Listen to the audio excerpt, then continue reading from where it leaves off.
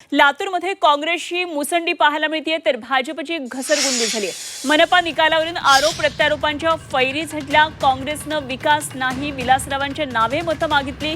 संभाजी पाटील निलंगेकरांनी अमित देशमुख यांच्यावर हा आरोप केलाय। जनादेशाचा सन्मान करा, पराभवातून बोध घ्या, काँग्रेसचे आमदार अमित देशमुखांनी हा पलटवार केलाय।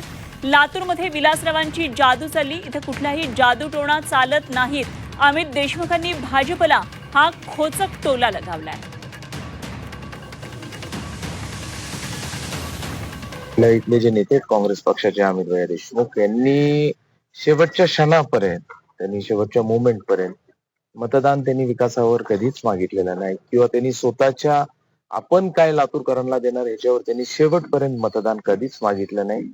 त्यांनी शेवटचंही त्यांची पोस्ट जर आपण पाहिली तर त्यांनी तेच सांगितले की विलासरावांच्या आठवणीवरच आपण त्या ठिकाणी मतदान करावं। हे फक्त आणि फक्त हा जो काही काँग्रेस पक्षाचा एजेंडा होता त्यांनी विकासावर न जाता भावनेवर गेले आणि मला असं वाटतं की त्याचा विजय हा झाला असं आपण समजू।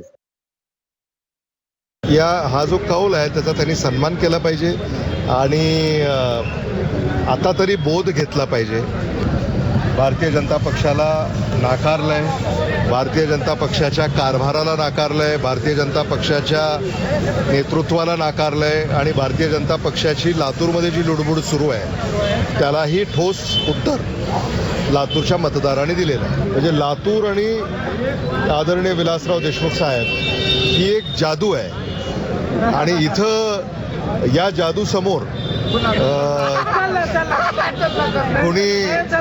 कोणी जादू टोणा करू शकत नाही।